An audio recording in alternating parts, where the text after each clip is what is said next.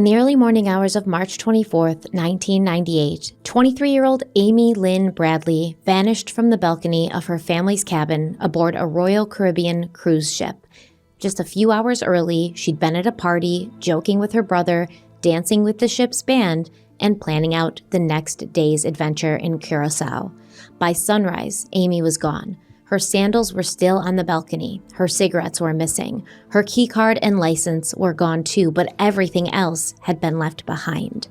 What began as a family vacation quickly turned into a nightmare, and the moments leading up to Amy's disappearance would raise questions that remain unanswered to this day.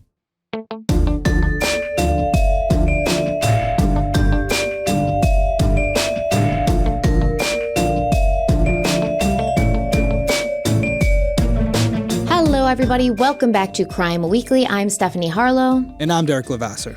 All right, so today, as you could tell from the title and from the teaser and from Derek and I talking about it for a week, we are covering the disappearance of Amy Lynn Bradley, which has recently been made into a Netflix documentary and has been a case that has haunted me and stayed with me for many, many years. So Derek just covered it on Detective Perspective. Yep, gave my whole thing, and it blew up. It blew up for considering my channel. It blew up. It was like the top on Google, have over 100,000 views on it. Not what I normally get on my videos. So it's been crazy. I know we're going to get right into it because we have a lot to cover. Just before we do, we mentioned it on Crime Weekly News. Mention it quick here for anyone who didn't see. We now have YouTube memberships for people who are on YouTube. A lot of you were asking for it because a lot of other content creators do it. We hadn't. We now have it. You can see it up on the screen here. We have the different badges. From the Python to the Fox to the Crime Weekly Diamond badge, all based on how long you're a member.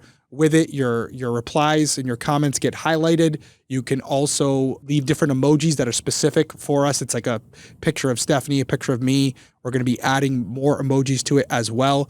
And then also you get featured on our page as a member. So if you want to join up, great. If you don't, it's not going to hurt or help you. You're still going to get the videos, but some people like to be, I guess, featured in the comments section. So if you want to be there and you want to support us, we love it. We love seeing the little badges. That's all I had. Yeah, it's fun stuff.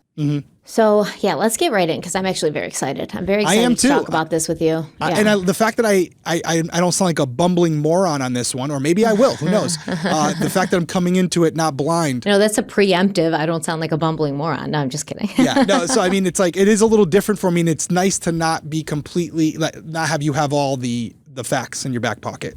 Well, as you know, we're going to kind of get into the background. Who was Amy? How did she get on this cruise ship? What are the circumstances leading up to it? So Amy Lynn Bradley was born on May 12th, 1974 in Petersburg, Virginia, to her parents, Iva and Ron.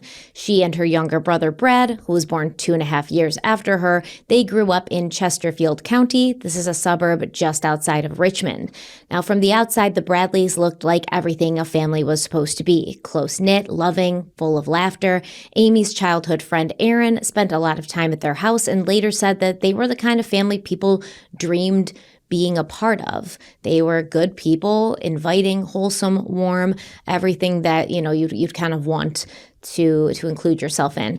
And Amy's loved ones said she was known for having a very tender heart and a rare ability to make people feel appreciated and seen. She was inviting and inclusive, and she took the time to really get to know people. She made them feel like, they were important. Everything they were saying was important, and she was paying attention. Her warmth paired with her natural charisma left a lasting impression on everyone she met.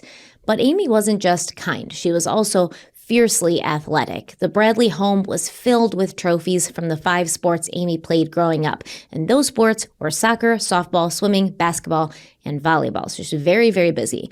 And while attending Lloyd C. Bird High School, she lettered in all 5. So, fiercely athletic, yes. Incredibly talented, yes. It's hard to be good at one sport. It's hard to be that good at one sport, much less all 5. There are people like that. They'll just anything they do, stick or ball, they pick it up, they're good at it. Remember Aaron Hernandez was kind of like that. A lot of those pro athletes could play multiple pro sports.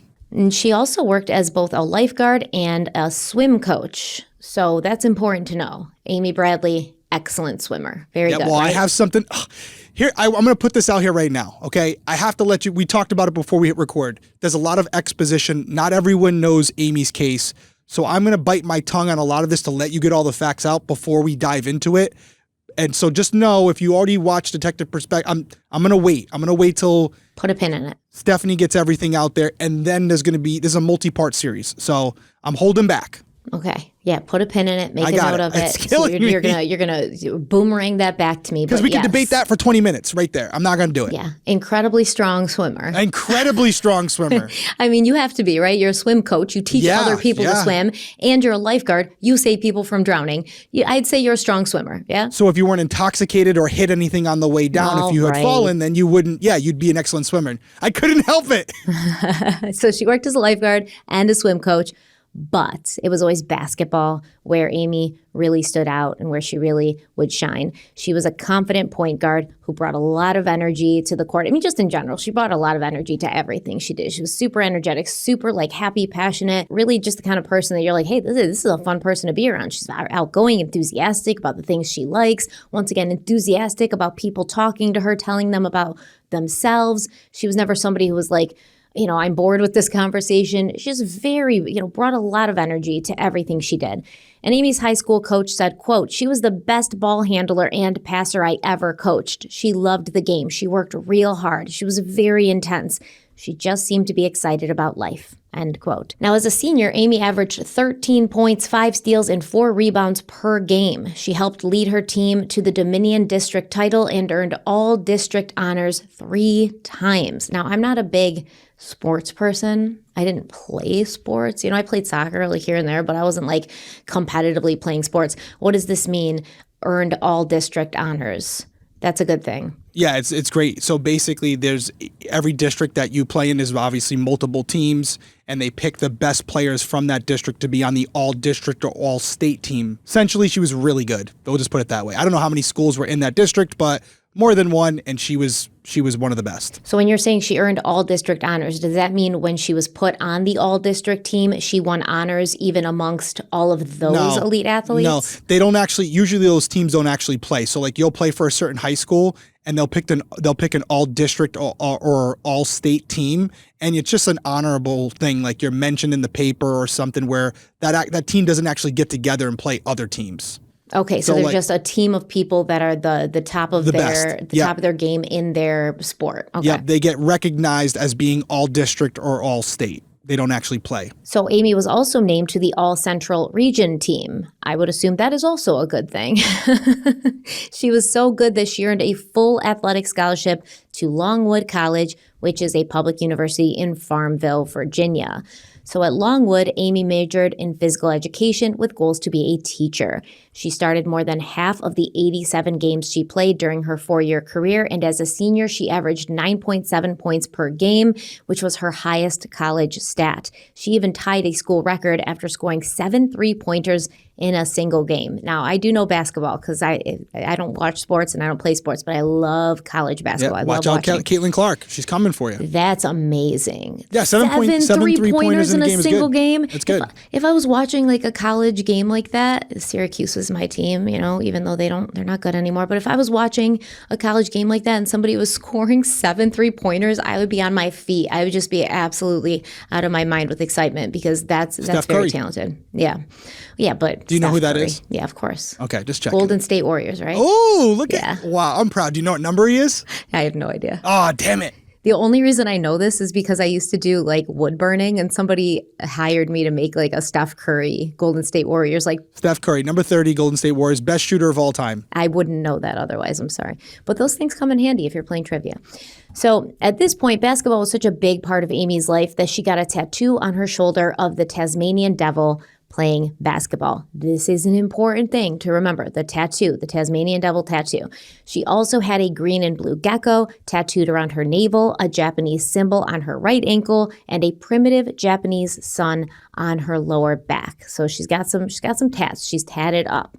While Amy was sure of her role on the court, she struggled feeling the same way when it came to her sexuality. During her junior year, Amy had confided in her roommate and close friend that she was gay and that she had started dating a fellow student named Kat. Amy asked if her friend could help her tell her parents. She was nervous, obviously, not because she was ashamed, but because she didn't want to disappoint them. This is a close family, right? But close families don't always mean open-minded families. Sometimes even it can be almost the opposite when your parents are very invested in your life as you're growing up in high school and as you go into college, they're very invested. They kind of almost have envisioned a path for you. And sometimes that path that they've envisioned doesn't always match what you've envisioned. And so it's going to be difficult to tell these people who have always supported you, who have always been there for you, hey, I might have something about me that you may not have expected, and being worried about how they're going to react to it. The only counter I would make to that is I hope if my relationship is as open with Tenley and Peyton as I think it is, there wouldn't be apprehension because they would know that no matter what they say, I got their back. So I just want to push back a little bit on that. And there have been some accounts that maybe, like you had said, in a nice way, their family wasn't open-minded and wouldn't be receptive to that. So there was some anxiety there for her to tell them because there might not have been as good of a relationship as some may have. And I'm not trying to put a negative spin on anything, but the fact that she was reluctant to tell them, to me, it suggests that maybe they weren't as receptive to everything that was going on in Amy's life that we would like to believe, at least on the surface. Yeah, you can be close and tight-knit, but we also have to remember the times, right? Like, it's not 2024, 2025 where we exist, where we're raising our children. And of course, it's like, oh, yeah, I'll always love you. It's not, being openly gay was becoming obviously more visible in the 1990s. Coming out publicly started becoming more common and less impactful as far as like families, careers, things like that. Like people felt more comfortable doing that. Then you had celebrities like Ellen DeGeneres. She popped out in 1997 and she was like, I'm gay. This is who I am. And, TV shows like Will and Grace, that premiered in 1998. So being gay and being openly gay was becoming more mainstream and kind of on people's radar. Whereas before that, it was sort of like, hey, this is something you hide. It's not openly talked about. It's not super prevalent in media. Yeah. I think now we do have that benefit where movies, music, TV, we see the LGBTQ community everywhere. It's just so much more mainstream now. So yeah, you would worry as a kid in the 90s, what are my parents going to think about this? Because it's not like Amy's parents were watching, television where this would have been introduced to them and almost sort of help her like bridge that gap. This would have been something that was not as well known, I guess. And I'm not saying it's going to excuse them from being upset about it, but that's the only reason I bring it up, because I don't know if it's in your script. I haven't read your script yet, but I can tell you, and if it comes up later in the script, we'll address it again. But allegedly, when she did tell them, they were not happy, and they actually told her, we're like disappointed in you. So not only did she feel anxiety about telling them, but it appears that anxiety was warranted because they reacted the way she anticipated, which to me, I don't agree with personally. If my son or daughter came to me, told me they were gay, I love them no matter what, and I'm going to support them no matter what. I'm definitely not going to say I'm disappointed in you. Oh, for sure. So if that's what happened, and I wasn't there, but if that's what happened, I don't agree with it. I think once again, like it was the perception of, it almost felt like back then people thought it was a choice. Like I'm disappointed you've chosen this. Like you have chosen this. And now I think we're very well versed on the fact that it is absolutely not a choice. Just like being, cisgendered is not a choice. You just are who you are. But back then it just wasn't as well known. There's a lot of things that we've come to learn a lot and educate ourselves about, drug addiction, mental health things that back then it would be like, oh, why are you choosing to be depressed? Or why are you choosing to be a drug addict? And we just didn't understand as much what really it was entailed, and that it's not a choice. And this is something that you are born with. You're born liking and loving who you like and love, and that's it. So eventually Amy did tell her parents the truth. Okay, yeah, so you do have it in here. Yeah, she was gay. She was dating Kat. And according to Kat, the Bradleys were not happy. Ron even wrote a 3-page letter to Kat explaining exactly how he felt, which was that he was surprised and disappointed. So he wrote the letter so Ron is Amy's father. He wrote the letter to Kat, Amy's girlfriend, saying that he was surprised and disappointed. So Kat, her real name is Shannon Kat Lovelace, and she'd met Amy in 1994. And, she said they started, developing feelings. Amy kissed her. They started dating. And then Kat was dating Amy when Amy came out to her parents. And even Kat said she had never seen someone as close to their family as Amy was. And, Kat did say that Ron wrote this 3-page letter where he made his feelings on the relationship very clear. And eventually, this kind of caused strain on the relationship because Amy was so close to her parents. And actually, Kat has given a few interviews since all of this went down. And basically, she said both her and Amy had boyfriends as Beards. And Amy was absolutely gay. And Kat actually stayed with the Bradleys one summer, but at that time they were both on the down low, and Amy was still afraid to come out. Kat said there's nothing wrong with the Bradleys. She said they're really nice people. The family was super close. She enjoyed being around them.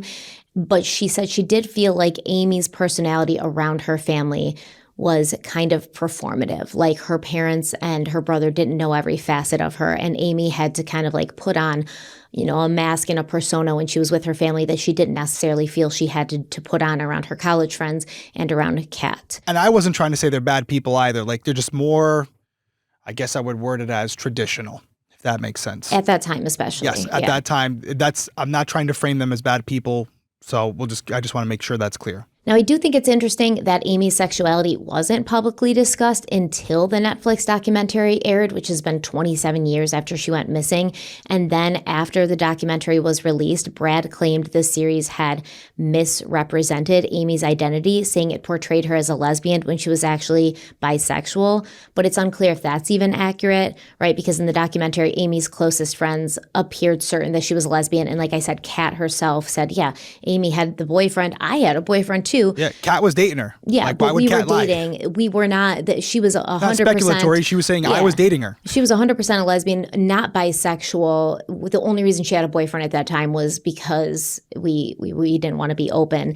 And Ron, Amy's father, he defended his choice to send Kat this letter saying that he was disappointed and not super happy about Amy's sexuality. He said it wasn't the life that they would have chosen for Amy, but at the end of the day, it was her life and they loved her unconditionally. And Iva, Amy's mother, she did add that their concern stemmed from fear that society wouldn't accept her, which once again makes perfect sense. This wasn't really that accepted. You saw a lot of pushback and people were, sadly, I mean, it's sad to think about. It's so hard to even consider that because we live in a time where it's just normal. Of course, it's always been normal, but now we see it as normal. We raise our children to see that as normal, but then it wasn't. So her parents were concerned. You're always concerned as a parent your kid's going to have a harder life. So her parents were concerned, we don't want you to make a choice, once again, quote unquote, they thought it was a choice, that would make your life harder. Now, Amy's friends also mentioned that she liked to drink and party, and Kat believed that Amy used alcohol to help numb the pain she felt over her family not fully accepting her.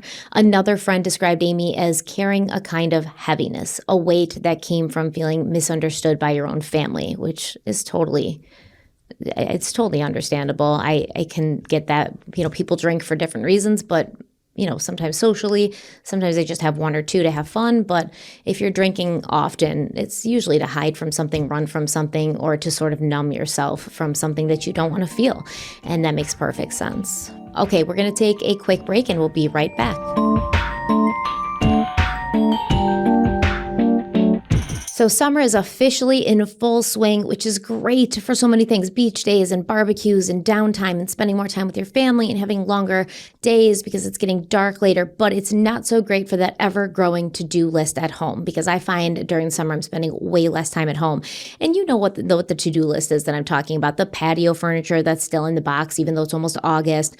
The shelf you've been meaning to mount since spring of last year. Or in my case, the laundry room sink that has mysteriously decided to gurgle like it's auditioning for a horror movie. I feel like I have a poltergeist in there.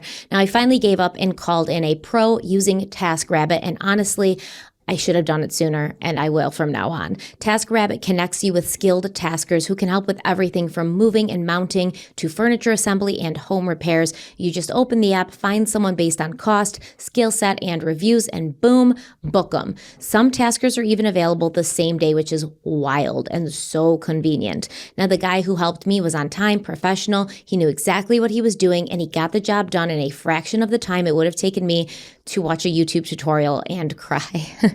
Definitely a fraction of the time. I would have given up. And taskers with TaskRabbits have assembled over 3.4 million pieces of furniture, completed 700,000 home repairs, and helped with 1.5 million moves. And if you're not satisfied, TaskRabbit's happiness pledge has you covered. There's really nothing to lose here, nothing to risk, and everything to gain.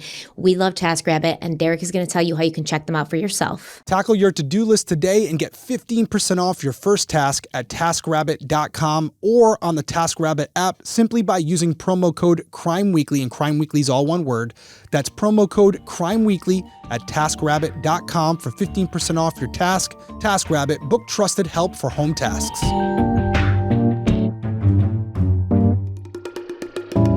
All right, we're back. So despite these struggles Amy was going through as a very young person, she graduated from Longwood College in 1996 with a degree in physical education.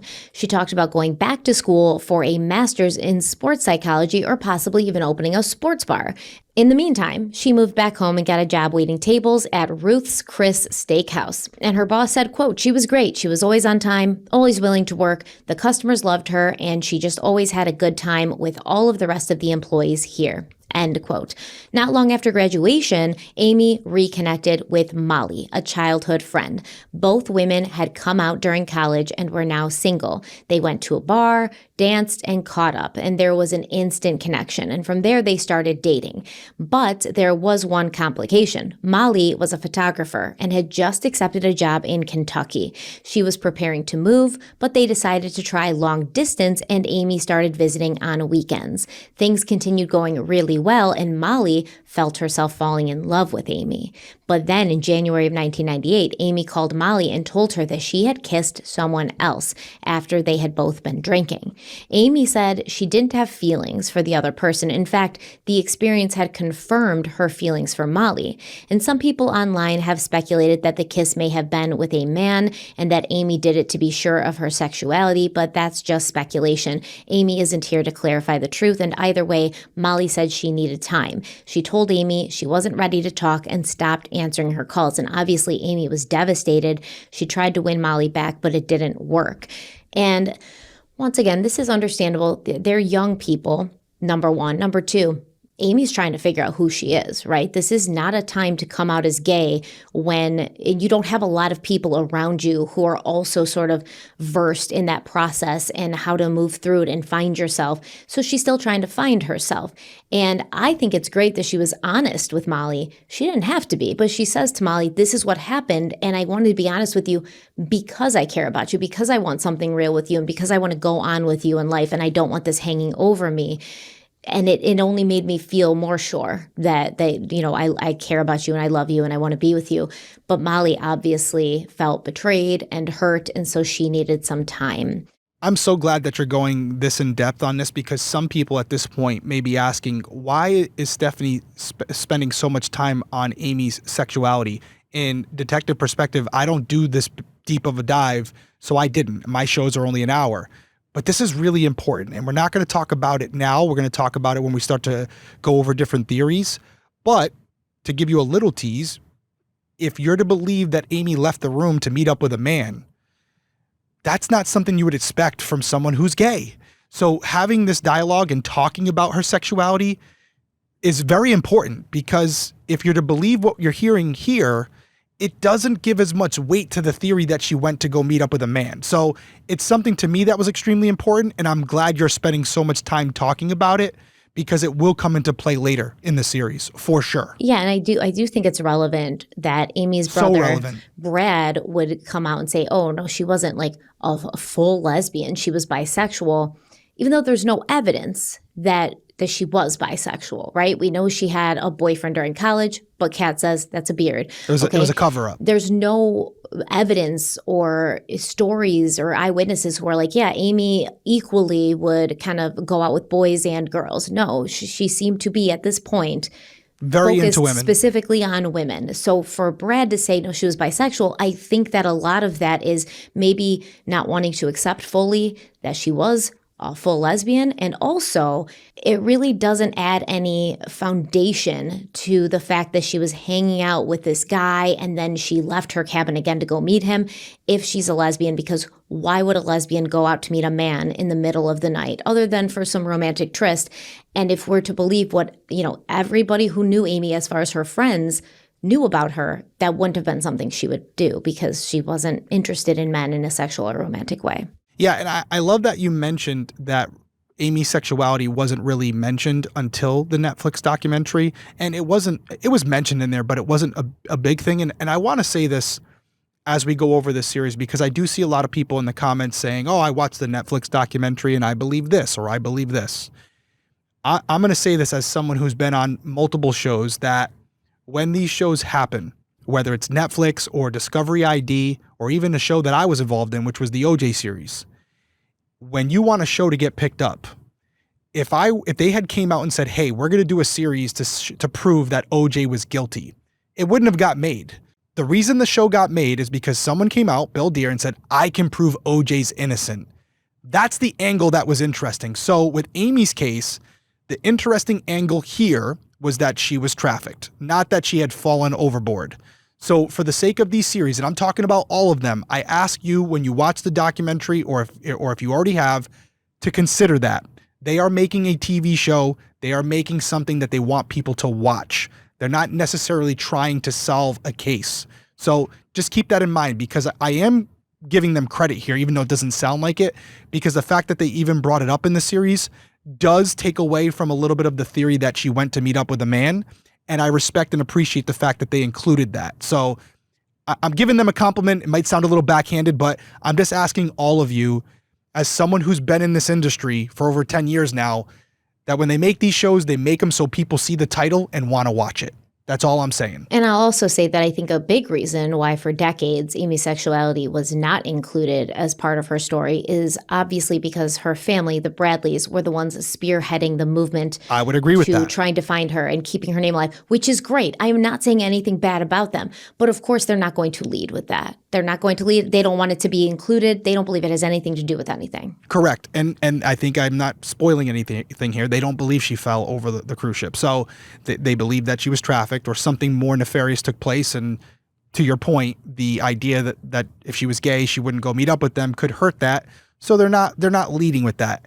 I know this may come off to me, at least as some of you, like I'm talking negatively about the family. I'm trying to get to the truth, whatever that may be. And that's my goal. I have no skin in the game. That's all I wanted to put out there. So Amy's dating Molly. Molly's got real intense feelings for Amy. Amy kisses someone else, tells Molly about it. Molly's like, okay, I hear you. Thank you for telling me, but I need some time. She won't return Amy's calls. Amy's very, very upset about this, and she then made a few major changes in her life. She got an English bulldog puppy and named him Sir Billionaire Bailey Boy, which is a cool name. Such a cool name. I love it. She also decided to move out of her parents' house and into an apartment of her own, taking Bailey with her. She was excited about having her own space, but obviously she couldn't stop thinking about Molly. You know, she's making moves now to kind of exert some independence, to kind of say, hey, I love my family, we were close, but I'm becoming an adult now and I have the right to live my life the way I want to live it, and I need my own space in order to do that. She's got her own space. She's got her own apartment. She's got her cute little puppy. And she wants Molly to be integrated into this new independent life that she's creating. So Amy kept calling Molly, trying to reach her, but Molly still wouldn't pick up. So Amy wrote Molly a handwritten letter and sent it in a bottle as a last-ditch effort to explain how she felt. She started her letter by saying, quote, I have written a dozen letters, yet none of them seemed appropriate for you to read. I've tried to write exactly what I feel, but it never really came together the way I needed it to. I guess what I'm saying is, here goes, my final effort, end quote. Now, later in the letter, she wrote, quote, Molly, I hurt you deeper than you can ever forget. I'm not asking you to forget because that'll never happen. I just wanted to ask you if you could find it in your heart to forgive me. Molly, will you please forgive me? I have been insensitive, immature, and selfish. I don't like the person I was, and I'm not proud of how I acted. I feel like there is an ocean between us, like I'm on a desert island waiting for you to rescue me. A message in my bottle, my only hope. I miss you, Molly. End quote. And she ended the letter with, quote, save me, please, stranded Amy, end quote. Wow. That's really cute. A message in a bottle and talking about feeling like stranded without her. Stranded Amy. So Smooth. cute and sweet. Yeah, absolutely. I don't know how you could even deny gotta send that them a that message touched back you. in the bottle. Yeah. You got to, right? I would. Even if it's like, leave me alone, but in the bottle. No. Well, Molly later said she knew the message in the bottle was a love letter, but still, she didn't reach out, at least not right away. And man, Molly's holding on here. Holding on. The message in the bottle would have gotten me, I'm going to be honest. If that didn't win you over. Yeah, I don't care how mad I am. You send me She's a tough cookie to crack. She's got boundaries. She's got boundaries. Now, around this same time, Amy's parents won a week-long Royal Caribbean cruise through their work, Illinois Mutual Insurance Company. And the trip was set to run from March 21st to March 28 aboard the Rhapsody of the Seas. The cruise would depart from San Juan, Puerto Rico, with scheduled stops in Aruba, Curacao, St. Martin, and St. Thomas. After that, the ship would return to San Juan, where the Bradleys would then catch a flight home. Now, the prize was originally intended for 2 people only, but Iva and Ron wanted to turn it into a family vacation, so they asked for special permission to bring along their children, Brad and Amy. Now, their request was granted, but with conditions. Because Iva and Ron's flight was already full, Amy and Brad had to fly separately. They also had to share a single cabin with their parents. So Brad and Amy would sleep on the pull-out couch while Iva and Ron took the bed. Once again, very important. Yes. Because Amy's right there in the room with her parents. This isn't something where she's in a separate room, away from her parents, away from her brother. They're going to sort of be able to, in their waking hours and a little bit even in their sleeping hours, have an idea of her movements throughout the day and night. We have a very small window where a lot goes down, allegedly. So that's very important for the story. She wasn't off in a different cabin where someone could have came in, someone could have left. Or she could have had somebody in there with her. Right. Yes, exactly. It's also a negative, too, because as you're going to see with any cabins, even back then, they had a key card, which would scan people in and out. So if she had been in another room and there was activity at her door, maybe that helps us figure out what happened. But because she entered this room and nobody was with her, it does give the potential suspects a little bit more ability to hide. To be concealed. Concealed, because they would have never entered that room. Nobody would have seen them if that's what happened. So, and anybody Amy was talking to, let's say she was talking to someone and it was a guy and he was like, well, let's go back to your cabin. She would have told him, I can't. My parents and my brother are there. That's a no-go. That's not going to work. Which then leads to the speculation of, well, maybe she told someone that and they were like, well, go back to your cabin, let your parents know that you're there and everything. And when they fall asleep, sneak out, come meet me. We'll find a place. I know a place or whatever. And we're going to get into that too, because on that particular night, Amy could have stayed out. She was alone. And why would she have to go back and check in? I can't wait. I can't wait to get there. It's very, very. Let's get that exposition going. So Amy had never been on a cruise before, though Brad, her brother, had. And at the time, cruises were quickly gaining popularity. They offered something unique, an easygoing, all-inclusive atmosphere with gourmet food, really good, constant entertainment, high-end service. It was a kind of vacation that felt both relaxing and luxurious. And it's so funny because, I see you. This sounds like right up Stephanie's alley. No, you're nodding and you're like, yeah, because you've been on cruises. You're loving this. You've been on cruises, right? Yeah, and you just love cruises so much. I will never go. I can't. Love them so much. It's at this time, cruises were gaining popularity. And it's now I think that. I love hearing you say it. A lot of people feel about cruises. Did you just see that Netflix documentary? The Poop Cruise? The Poop Cruise? Yeah, it doesn't help. That doesn't help. I mean, that was a horror story all in its own. And it's kind of I could imagine myself being in this scenario, having to sleep in a tent city on this cruise ship. And you're like, cruises are so luxurious and high-end entertainment. And it's yeah, you're screwed at this point. Did you see the part where the other cruise ship came up and they were playing music and dancing and the other people were sitting there, no power, couldn't use the toilets, no food. And they're like, are these people serious? I was like, I would have jumped off the cruise ship and swam to that cruise ship at that point. I would have done anything. There are definitely some some areas, even when the cruise is running perfectly, I will come out and admit that there are some drawbacks to cruises, even on the more expensive ones where after a couple days, the food tastes the same because it really is all the same. And there's only so much. Yes. As big as the cruise is, a lot of it is cabins. So there's a lot of activities, but it's also a 7-day cruise. You can run through most of them pretty much. And you're kind of like, okay, well, what do we do now? So I will concede pros and cons. And I will tell you this. If you make me choose between a Disney trip and cruise, Disney trip, baby. all day. All day. Every day. I'm going to the new park, Epic Universe. So am I. We talked about this, I think. Yeah, I'm so excited. When are you going again? End of September. Okay, and I'm going in November. Yeah. So, well, I want to go there for Horror Nights. I love Horror Nights at Universal. Yeah, that would be cool. I'm going in. You're not going till November, so sorry. I guess I'm going when it's cheaper. I've also seen a ton of pictures of cruise ships recently where it looks like there's like 1,700 people on the pool deck and there's not even space. Like the pool's packed and the deck's packed and it's just everyone's packed in there like sardines. It does not appeal to me. I'm going to get you on a cruise at some point. Yeah, if it's like a private like CrimeCon cruise and it's just me, you, and like 50 of our closest followers. But I'll get you on a cruise. I'll get you on a cruise. So Amy was obviously excited. She spent weeks getting ready. She went indoor tanning. She dyed her blonde hair brown. She got her nails done, bought new clothes. She told friends she was especially excited to shop at the island boutiques. She wanted to pick out a few new things for her apartment. You know, she's got her own apartment now. She's making her own space. She wants it to be unique, cool, represent who she is. That's what she's looking forward to the most. And it is sad knowing how excited she was to go on this because some kids are like, yeah, I'm going on a vacation with my mom and dad. Like, this is going to suck. But she was genuinely looking forward to this. She loved cruises as much as you. She loved cruises. Well, she hadn't been on a cruise before. And that's why she loved it as much. She loved them. She loved life. She was just excited for any new experience that it brought her way. As you should be. I am not. I mean, this isn't a great example for me to convince you to go on based on what we're talking about here. But it's not. I probably no example I've ever seen is good. If I had my choice, I wouldn't have had you cover this case. It's not helping me. Well, either way, we are going to take a quick break, and then we'll be right back.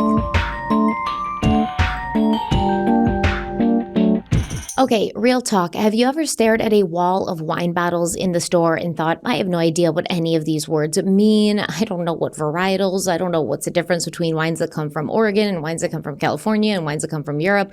Because honestly, same. And that's why I've completely given up on guessing and now let Naked Wines do the hard work for me. And honestly, my taste buds have never been happier. Naked Wines is a wine club that connects you directly with independent winemakers from all over the world. No middleman. No overpriced bottles with a confusing label, just incredible wine delivered straight to your door. And the best part, it's up to 60% less than what you'd pay in stores. So everybody knows you go to a restaurant, order a bottle of wine, it's like super expensive. And you think you're going to go to the store and get it for much cheaper. And it is cheaper, but it's still super expensive. With Naked Wines, they're cutting out the middleman, so you're paying much lower prices, up to 60% less. That's huge. And I'm not talking bottom shelf energy here. These are small batch, handcrafted wines that feel like a secret you actually want to share. I recently cracked open a bottle of their Argentinian Malbec from my last box, and it was just an instant mood booster. It was so good. I had some people over. I wanted to try it out. We paired it with some cheese. So I highly suggest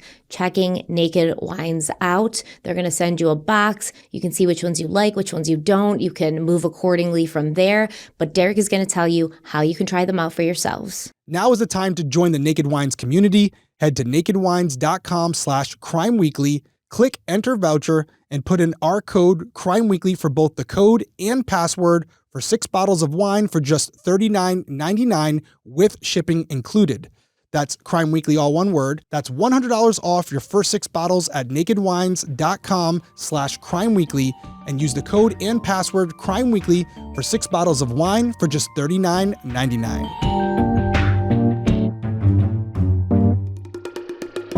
Okay, so around this time, when Amy's getting ready to go on the cruise with her brother and her parents, she was offered a job at a computer consulting firm owned by her aunt and uncle, and the position was for a marketing and office assistant, and Amy accepted, so she made plans to start when she came back from vacation. Her life's coming together. She's got her own place. She's got a job lined up. She's like, let me go on this vacation, have a great time, and then I'm going to get home, get serious about, adulthood and starting my life, and hopefully reconnect with Molly, who has still not responded to her message in a bottle letter. But luckily, shortly before Amy left for the cruise, Molly did reach out and the two reconnected, and Amy invited her to Virginia. She wanted Molly to see her new apartment. She wanted Molly to meet her beloved dog, Bailey. And Molly did make the trip. And the moment she saw Amy again, she said she just knew they were going to make it work.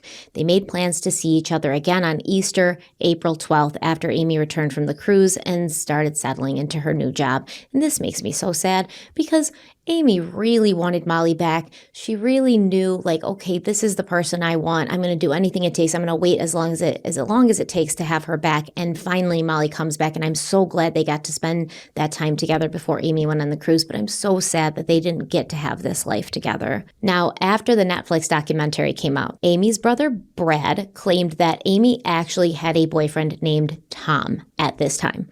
According to Brad, Amy wrote Tom a heartfelt letter expressing how much she enjoyed being with him and his family, while also noting that she wanted to take things more slowly.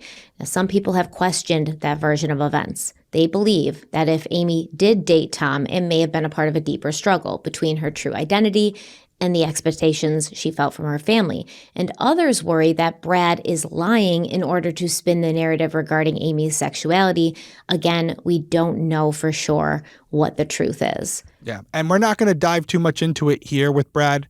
He's doing a lot of interviews right now. I just saw one he did on Barstool Sports, which is interesting because I don't see Eddie Barstool do a lot of those. But you can go look at Brad's tweets yourself if you care to do so. There's some things that have been going on with his Twitter that some consider controversial, and he's a victim in this as well, based on what we know at this point. So we have to treat it as such. But yeah, you have the ability to go look at Brad's tweets and look at the things that he's posting. He's pretty active there. So strongly recommend you go look at it yourself and follow up on some of the things that he said. And this is, once again, just new information, really, since the Netflix documentary came out. This Tom boyfriend guy, Brad's actual tweet that he said, I thought I would share something that many of you might find interesting. Amy had a boyfriend of several months leading up to and during the cruise. He went back to Curacao with us to search for her weeks later and can be seen sitting in the couch during that press conference between my Uncle Paul,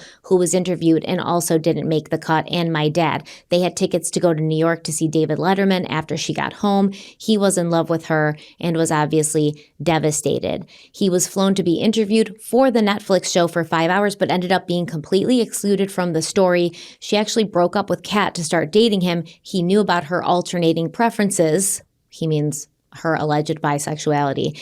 And he didn't have a problem with it. Not that her sexuality had anything to do with her disappearance anyway, but it paints a more accurate picture of who she was.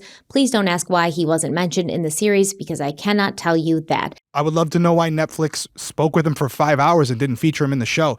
Does he even exist? I believe he exists. Here's what I would say. I think you kind of already hit on it too. There were points in Amy's life, according to Kat, where Amy would put up a disguise or a beard that she was straight. And clearly, from what we're hearing from her own girlfriend, that was not the case. And so this could have been a one-sided relationship where you can tell Tom was in love with her based on what Brad's saying. But as you mentioned, Amy was saying, hey, I want to take it slow. What does that mean? Is she just trying to see if maybe there's something there, but it's not?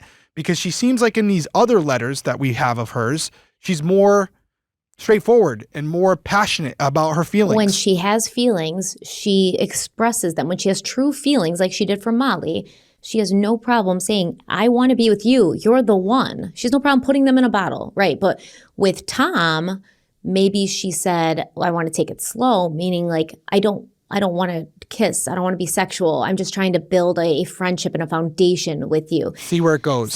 And maybe was this to explore her sexuality, or was this just for image purposes? Did Molly know that Amy was kind of dating a guy, whether it was for, external appearances or for whatever? I don't know. I do wonder if Netflix interviewed him and realized maybe what we're saying, where like this was kind of a one-sided thing, like that he didn't have a single shred of evidence to suggest that she was really into him. And when we're doing this documentary, we want it to kind of be A little bit of a mystery. They should have, if they interviewed her for 5 hours, they should have at least had a clip, something of Tom. And they intended on doing something with him. They interviewed him, and yet nothing makes the final cut. If that's the truth. If I'm taking Brad at his word, and he was interviewed for 5 hours, which would be able to confirm, there's something there that we're not being told, that Netflix looked at it when it got to the cutting room floor and said, we're not including that. I'm genuinely questioning whether they did even. Interesting. I believe it happened, but I believe that maybe Tom didn't say exactly what Brad's saying. And Netflix was like, this is really wishy-washy. We got our credibility on the line.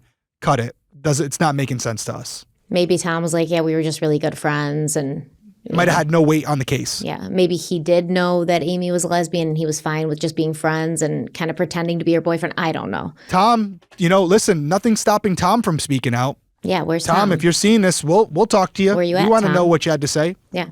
I want to talk to Mystery Tom. So on Saturday, March 21st, the Bradley family flew to San Juan, Puerto Rico. Iva and Ron flew together, like we already talked about. Brad and Amy were on a separate flight. Brad said they spent the flight talking, listening to music, getting excited about the trip.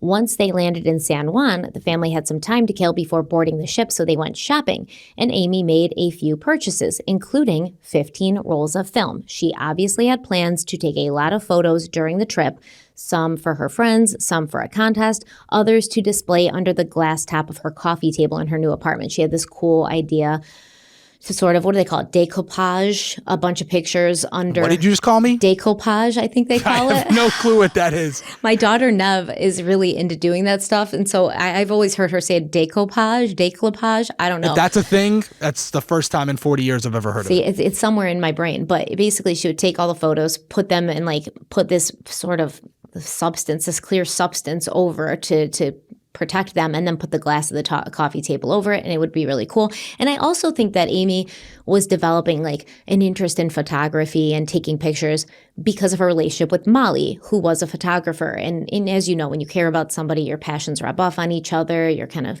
want to get a look into their world. And Amy definitely bought a ton of film, and she was going to take a ton of pictures. And I'm glad you brought this up as well, because I don't subscribe to this theory, but there is a pocket of people who believe one theory, that maybe she had decided to try to take a really cool photo as the sun was rising or whatever, and leaned over. Sometimes you do a weird angle to try to get a cool photo.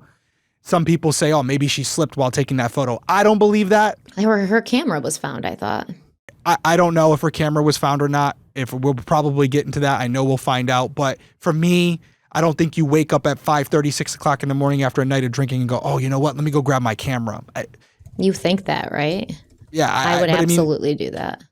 Okay. So listen. So that's good. Maybe we can explore that theory. That, dude, because I don't know if you. So some people say I just haven't found any evidence of it, but that doesn't mean it couldn't have happened. I just didn't find anything to support it. Some people think that when you drink, or maybe this is the case for some people. Let me know, Derek.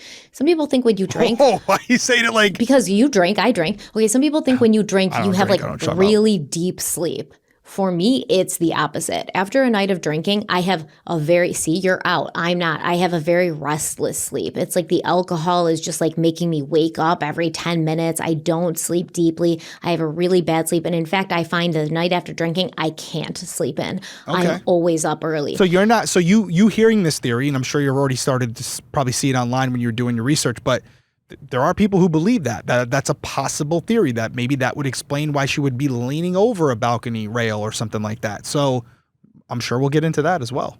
Now, listen, I'm going to talk about myself and the stupid things I've done to take a picture. But all the research I did on this case, and this is from years ago. In fact, if I pull up my Google Doc for the notes that I took, this happened in 2019. I was doing this research. Yep. Spring chicken. So all the research I did said that Amy's camera and one roll of film was never found. But recently, Amy's brother Brad came out in an interview and said that her camera was found in a safe. Mm-hmm. So we're going to talk about that more in the next episode.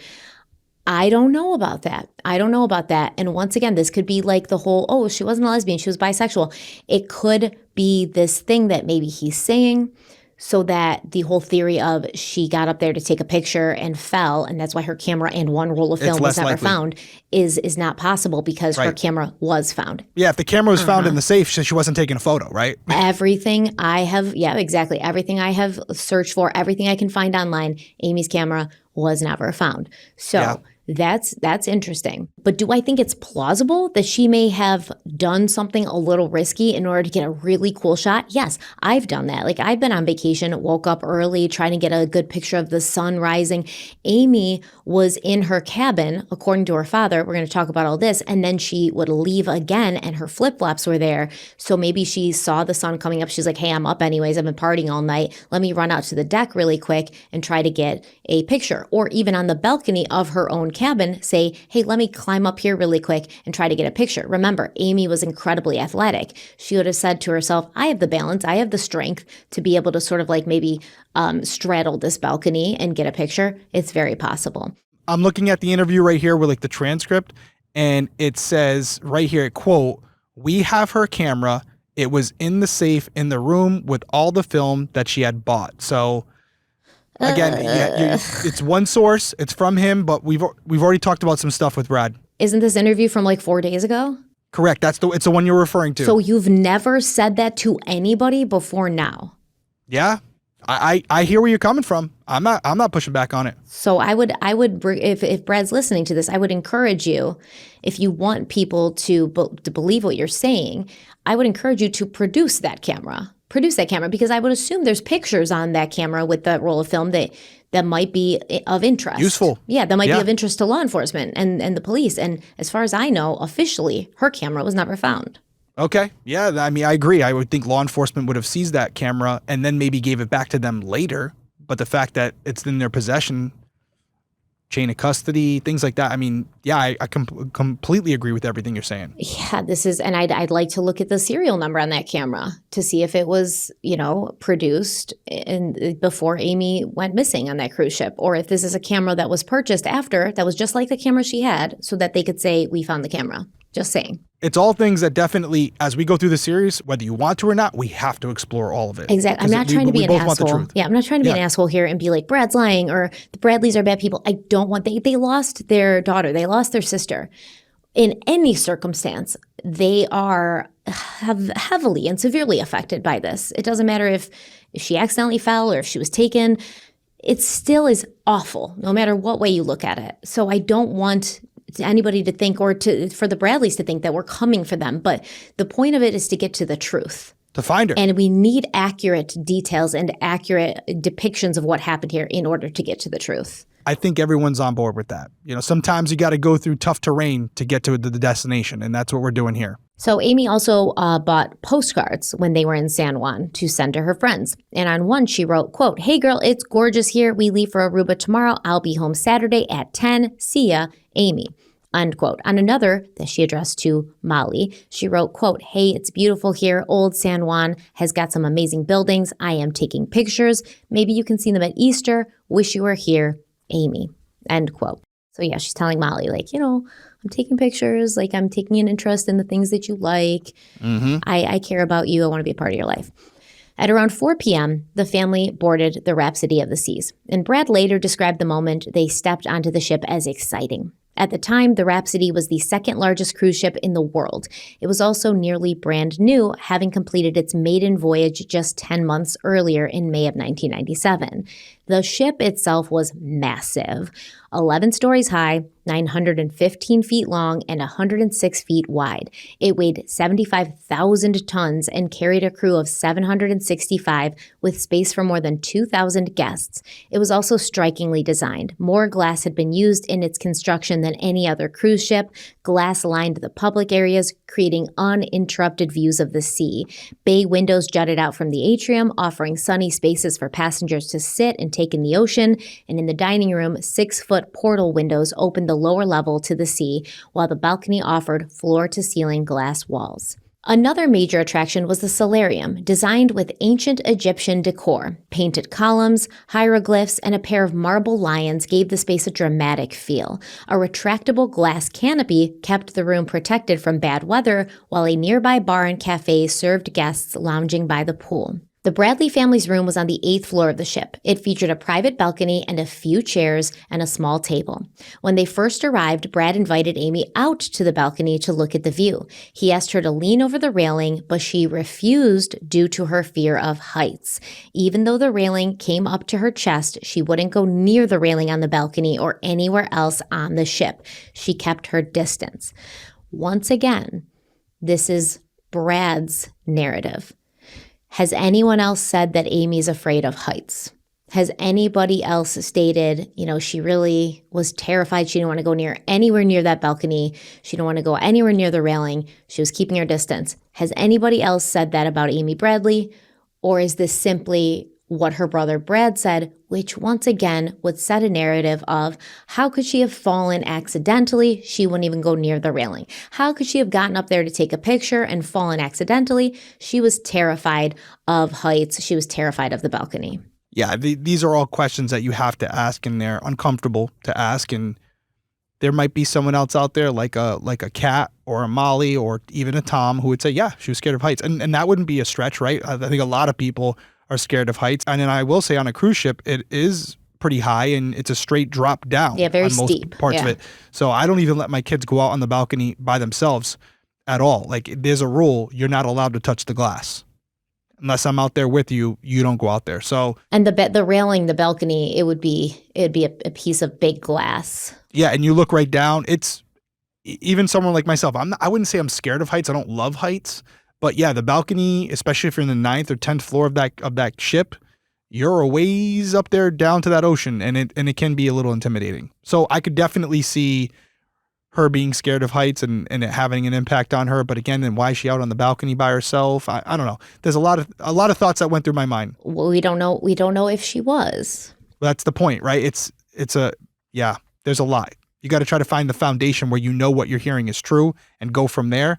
The question is, what is that foundation? Yes. Are there verifying reports that say Amy was out on the balcony alone at any time during her stay? We do know, and I'm jumping around a little bit, so I apologize, but we do know she used her key card to check into the room at 3:45. And I know you're going to bring that up when we get to the timeline, but we know she was in the room. And unfortunately, when you check out of the room, like when you leave the room, you don't have to use a key card to get out. So there's no evidence of her leaving the room, but there wouldn't be. And unfortunately, the cameras weren't working, but we're going to get there as well. And I know I have to shut up. And by the way, I'm looking at a picture of the balcony on the Rhapsody of the Seas. It is all glass with probably like a metal handle that runs across the whole top. It's all glass. And it says it would have been chest height for her. I don't see how. Amy Bradley was about 5'6". 5'6", yeah. This balcony, to me, based on the little table and chair sitting next to it, looks like it probably would have been about at her waist, maybe a little higher than her waist. Definitely not to her chest. I haven't seen the actual railing from the photos. Yeah, maybe about 5 feet. Maybe about 5 feet, 4'8", 4'9". They are pretty high. I feel like you could stand in front of it and comfortably like put your hands on it where your hands would be like maybe around, yeah. I'll tell you this, it's not like at the point where I'm 6'1", but it's not at the point where like you'd bend at the waist and you could lean over. You'd have to get on your tippy. I would have to jump up like on my tippy toes to get my waistline at the railing height. So yeah, I would say mid, like above her abdomen, maybe below her chest, somewhere in that area, but not to her chest, no. High enough where she would have to prop herself up on something to flip over, or she would have to have momentum running towards the railing to flip over it. It wouldn't be something where just leaning forward, she would fall over. And we're going to talk about all that because I went in depth on that and my theory on how that would have transpired. But yes, this case is so fascinating. Okay, so obviously now we're hearing Amy's afraid of getting too close to the balcony. Once again, we don't know if that's true or if it's just the narrative of the Bradley family. But after settling into their room, the family participated in the ship's mandatory safety drill. This is just something they do on like the opening day of the cruise. You know, they tell you where your emergency exit. I don't know. I've never been on one, but I did see that. They make you do it every day.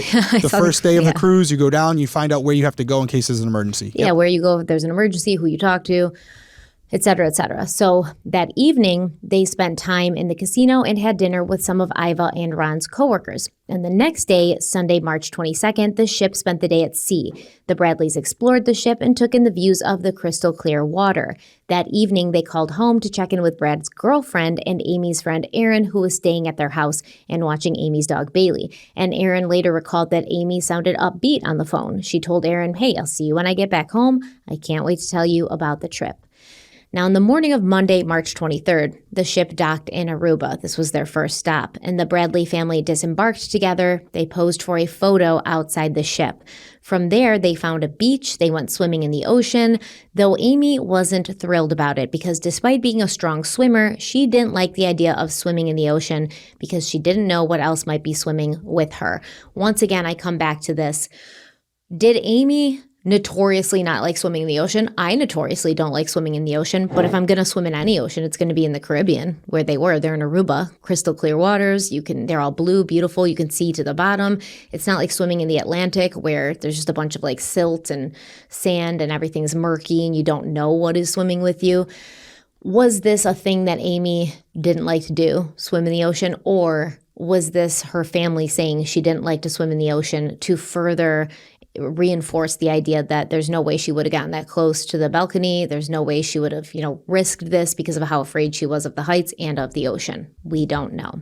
We don't know. And I want to say that as you're talking about this, it's not even the implication that they're doing it from a malicious perspective or something nefarious. It could be just, hey, they truly don't believe that she went overboard. And so anything that would suggest that they're going to discredit it or they're going to magnify other things that would enhance what they believe and would strengthen their argument. And it might just be a bias. They don't want people to stop looking for her. They don't want people to think she accidentally went over or she drowned or she never left that ship, because then people won't be looking for her. Because some people will read into what we're saying like, oh, we're implying the Bradleys could be involved or whatever. No, it's just a matter of they want people to go out there and be excited and engaged and reinvigorate people to go try to find Amy. Yes. And it's not going to happen if everyone believes that she's already dead. Yes, exactly. So after some time on that little beach, the family rented a small convertible SUV. They decided to explore the island, but things didn't go quite as planned. They got lost in one of the more remote desert-like areas of Aruba, where they encountered wild dogs and goats, and everyone got badly sunburned. It was kind of chaotic and stressful in the moment, but they laughed about it later after they made it back to the port in time. So we're going to take our last break here, and we'll be right back. Okay, can we talk about how every wedding and party these days has a photo booth? I was just at a friend's wedding. Well, it was like a couple months ago, and I'm not kidding. People were lined up all night. It got me thinking, who owns that booth? Because spoiler alert, they're probably making serious money. They're so popular. It's a fixture at every wedding. And it turns out Photo Booth Supply Co. makes it ridiculously easy to start your own photo booth business, even if you've never run a business before. Seriously, weddings, corporate events, holiday parties, you name it. People are renting booths nonstop. And PBSCO helps you every step of the way with sleek booths, step-by-step guides, and actual one-on-one coaching to help you launch and succeed. Now, some of their top earners are making over 6 figures a year just from setting up booths at events. It's one of the fastest growing ways to bring in extra income. And with the people at Photo Booth Supply kind of coaching you on the business side of things and the best way to go about it and the best way to get out there, get seen, and get booked, it's really a no-brainer. You guys should definitely check out Photo Booth Supply, and they're offering a really great deal. Derek's going to tell you what it is. Whether you're looking for a side hustle or ready to build a full-time business, now is the time to start. Summer is the busiest season. For a limited time, Photo Booth Supply Co. will give you their Quick Start program for free, and it's loaded with all the resources you need to launch your business and make money this season. Curious how much money you can make by running your own photo booth business? Check out their free profit calculator at startphotobooth.com/crime. That's startphotobooth.com/crime. One more time, startphotobooth.com/crime.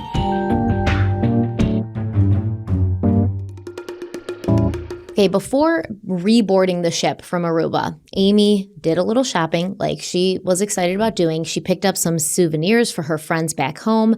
Then the family returned to their cabin to cool off and get ready for dinner. It was a formal night on the ship. So sometimes cruise ships would do this where it's like, okay, everyone's kind of casual, but hey, on this night when we go to dinner, we're going to be more formal. It's going to be a little fancier. So Brad wore a tux and Amy dressed up too. They sat down for dinner together around 6 p.m. Brad later recalled that the wait staff paid an unusual amount of attention to Amy. The family noticed it and they joked about it at the table. They said if anyone needed anything, Amy should be the one to ask because they would get it right away. After dinner, the family posed for professional photos on the ship. Then sometime between 7:30 and 8 p.m., Brad and Amy went to the casino while their parents, Iva and Ron, stopped at the bar for drinks. While they were there, a waiter approached them. They recognized him as one of the crew members who had been especially attentive to Amy. He asked if Amy wanted to come to a bar in Aruba that night with him and a few other crew members. Iva later passed along the message, but Amy said she wasn't interested.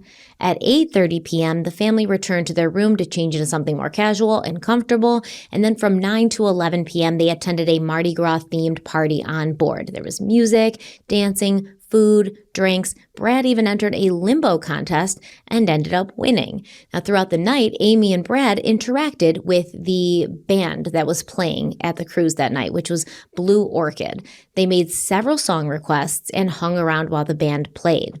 At some point during the party, Amy and her mother went to the ship's photo gallery to look at the pictures that had been taken earlier that evening. Remember, they had professional photos taken by the ship. But when they looked through the displays, they realized that all of the photos of Amy were missing. They asked the gallery manager about it, and he said he remembered developing the prints and placing them out with the others, but now the photos of Amy were gone.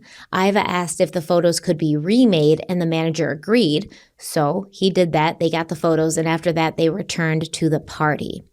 Just before midnight, the family went to the ship's buffet. An hour later, at around 1 a.m. on March 24th, the ship left Aruba and began the short journey to Curacao. At that time, Iva and Ron said they were going to bed, and Amy told them she loved them. Brad and Amy were having a good time, so they decided to stay out, and the party shifted from the pool area to the onboard disco, where the night continued with drinking, dancing, and socializing. Everyone seemed to be in good spirits, and Brad later said they had a lot of fun. That's where I'll be taking you. Yeah, no. What, the disco? The disco, baby. That's where we're going. You don't even dance. You don't know.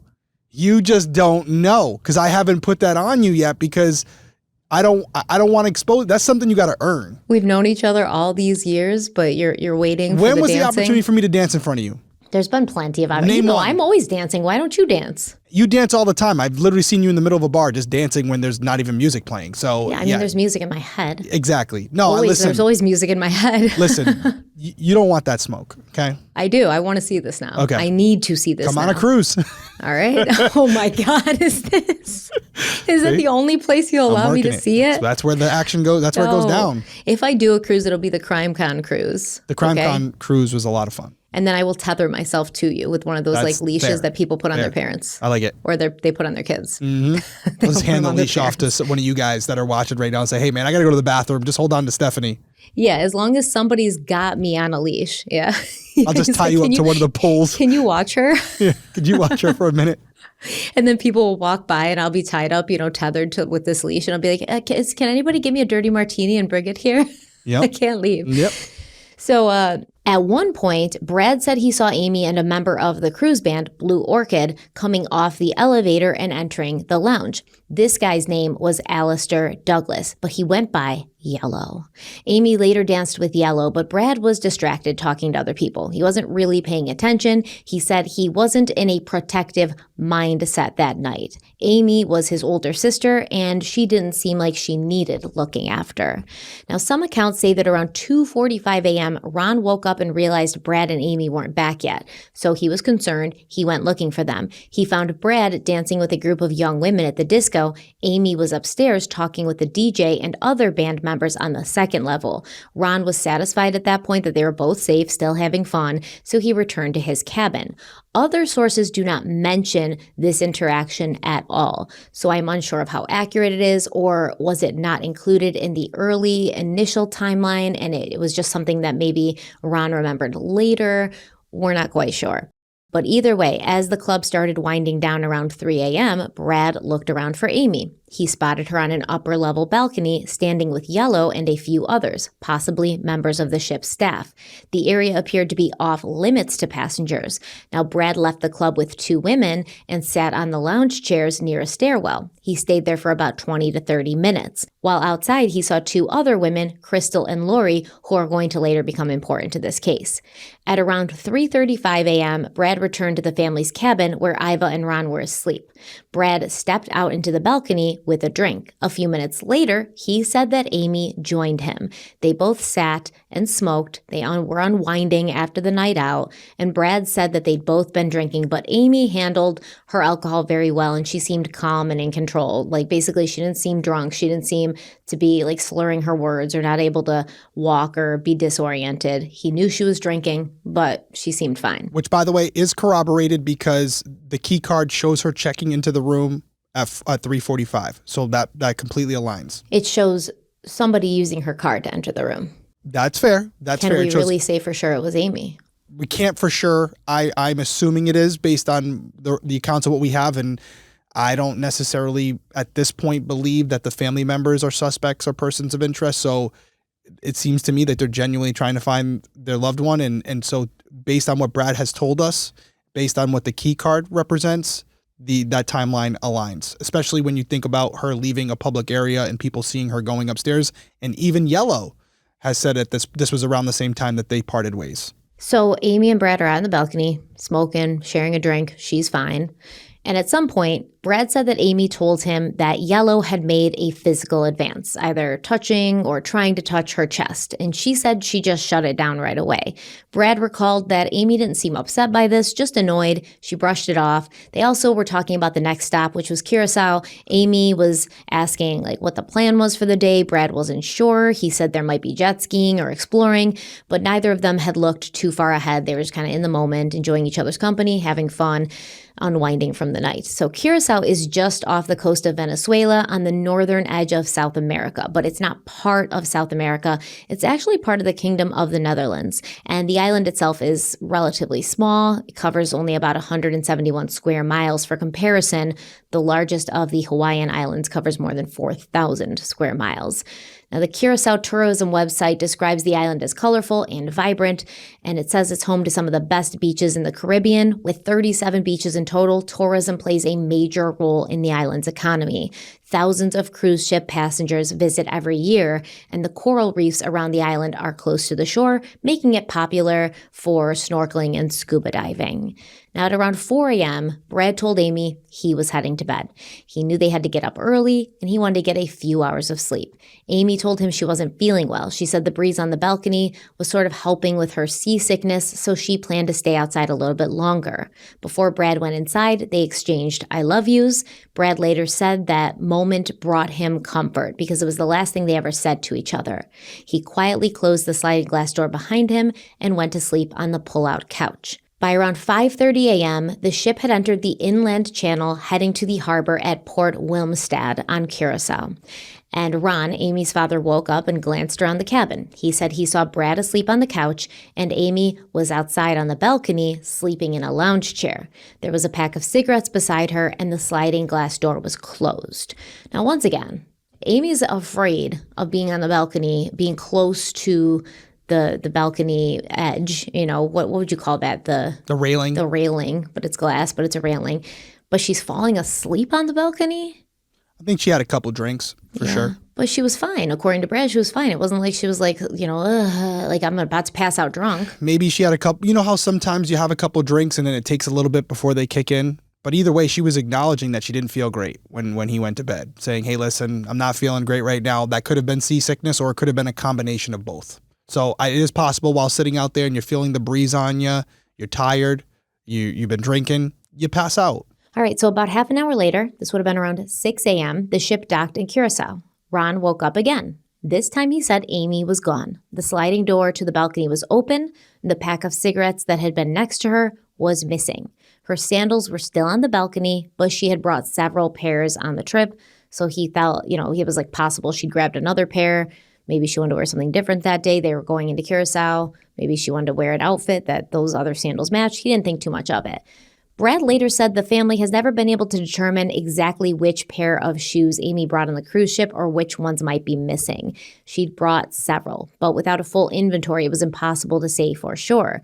He also pointed out that walking around barefoot on the ship wasn't unusual, so it was quite possible she didn't take any shoes with her. And this makes sense. Let's say she woke up and she was like, let me grab some coffee before we dock. And she just wanted to run out to the coffee cart. Yeah, it makes sense that she may have gone out barefoot, although her sandals were right there. So I don't know if I would walk around a public cruise ship Just saying, barefoot. Sandals are right there. If you have the option to walk around a cruise ship barefoot or with your sandals on and they're right. I'm not probably going to throw them on, right? Yeah, just because something's not uncommon, it doesn't mean you should do it. You should do it. Yeah, I mean, I know now I don't walk around a cruise ship barefoot. I don't. And especially if I have Crocs or sandals nearby where I can just slip them on to go get my coffee or whatever you want to do. I think it's pretty common practice for most people. But there are outliers. I will acknowledge that. But there's a couple other things you said in there. I'm letting you get through this next couple paragraphs and then I want to talk about it.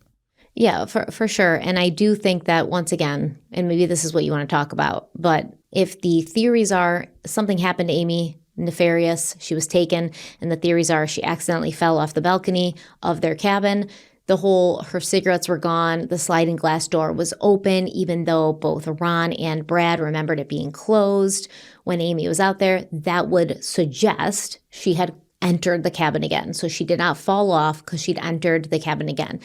Now, still, she could have gone and had to pee, woke up, had to pee, went back out to the balcony and left the door open and then still fallen. It doesn't necessarily mean she didn't just because the balcony door was open and her cigarettes were gone. She could have been holding the cigarettes when she fell. She could have lit up a cigarette, leaned on the balcony, and then something or put them happened. In her pocket when she woke up. I mean, listen, this isn't for everyone. I put this up as a comment on my video because I have been on a few cruises, and for someone like yourself who hasn't, on these cruise ships, you have these balconies, right? But what separates your balcony from the balcony next to you is basically just a piece of sheet metal or plastic. You could basically kick it down or you could kind of crawl around it if you really had to, which is a little unnerving for someone like me who doesn't trust anyone. I say all this to say common practice, not only because of the noise, the wind noise that comes into the cabin while everyone's sleeping, is to keep your sliding glass door shut. Because of the wind noise, but also because you don't want someone using the balcony as a point of entry. So to me, the balcony being open, if you're in the camp of she left to go somewhere, she'd probably wrap some things up before doing so. I don't think if she left the room, she would have left the sliding glass door open, which would have been an annoyance and a disturbance to the people still sleeping. Just wanted to put that out there. We're going to get into it more in 4 or 5 episodes. But for me, the sliding glass door being open is a really big deal. I mean, she could have been still a little bit intoxicated. Only been a few hours since they got back to the room and they had been drinking. So it could have been just something she didn't think of. But the sliding glass door and forgetting to take her sandals and going to meet up with someone bare feet. Barefoot, yeah. There's no smoking gun here. But, I have some problems with some of the things that were left behind. But there is other things that you're going to mention that would lean the other way, so I'll let you get to it. Well, Ron also noticed that inside the room, Amy had taken off the yellow polo shirt she'd been wearing over her white tank top earlier that night, and it was draped over a chair. She'd also picked up a pair of jeans, and her key card and driver's license were gone. So Ron assumed that she'd gone up to the top deck to get coffee and take pictures of the port. He figured she'd be back soon and didn't want to wake up anybody else, so he went to look for her, but he couldn't find her anywhere. By 7 a.m., Ron realized that his daughter was missing. And that realization marked the beginning of a search that has now lasted more than 27 years, a search that we're going to break down in the next episode. Cannot wait. I'm not going to get into it here. It'll be another 30 minutes. I've given a couple little snippets of where I'm leaning and what I think, and I acknowledge that it's not, like I said, it's not a clear-cut case. There's a lot of mystery in this one, but I like the way you're presenting it so far. I think it's fair. I think it's accurate. And I think it's objective. So that's awesome. And we'll just get into it. And we're going to break down all the theories. We have a lot more to cover. This is just the tip of the iceberg. You had talked about it in Crime Weekly News as far as the cruise ship's response. to Ron and his family, there's a lot there. There's a lot there to talk about. A lot with Yellow, so much. And I can't wait to dive into it because I think there's going to be a lot of conversation, a lot of discussion in the comments. So we do want to hear from you guys. We want to hear what you think. If you're on audio, leave a review, leave your comment. We're looking at them. We're also looking for the whole CrimeCon giveaway yet. We're not officially announcing that yet. We want to wait a little bit, let it build up, but please leave your comments. And if you're on YouTube, obviously, leave your comments down below. Let us know what you think after part 1. I would say, if you can, refrain like I'm doing right now until we get into the parts that you want to make your points, because we want it to be in line with the way we're telling the story. So don't jump ahead to what we're more than likely going to cover. If we don't cover it by the end, bring it up. But let's stay in the comments with where we are now in the story. Let's break this part down before we get to the next. That would be my one suggestion. And I do want to say that after revisiting this case, because like I said, it's been so many years, and I know how I felt when I first looked into it. I know how you felt during Crime Weekly News. Yep. And also I will say, like, there's been things that have happened to me and just cases I've covered over these last several years, and they've changed me. They've changed my perspective. They've changed the way I look at things, and I'm looking at this a little bit differently than I thought I would now. And I'm surprised myself by that, yeah. I'm surprised because I thought I was in, and maybe as we start to go through it all, because you're researching these episodes as you're doing it, you may find something where you go, oh no, Derek, So I'm looking forward to it. I think it needs to be covered. We don't know where Amy is right now. There's no evidence of as far as where she could be right now, although some people think that there are. And we're going to go over all of it. And I think the same goal for the Bradleys, for us, for you guys, is to not only figure out where Amy is, but to bring her back home if possible, dead or alive. We need to reunite her with her family because at this point, the unknown is even worse than understanding what happened. So her family deserves that. It's 27 years. Like you said, it's way too long. The Netflix documentary, for its flaws, because it is slightly skewed, it does put this case back in the forefront, which is a great thing. It's a great thing to use their platform to get more eyes and ears on this case. You will never hear me complain about it. And I mean, we talked about this. Every single documentary you see is skewed. They go in with an idea of what they want to present, and yeah, there's an angle to it that makes people want to click on it. Mm-hmm. And don't think for a second. And this is coming from a guy that sometimes does these shows, that when they're thinking about how they're editing it together and how they're going to market it, there has to be an angle that makes it interesting for someone to click on it. So we'll see how it goes. Let us know, like, comment, subscribe, turn your notifications on. We appreciate you being here. Until next week, everyone stay safe out there. Have a good night. Bye.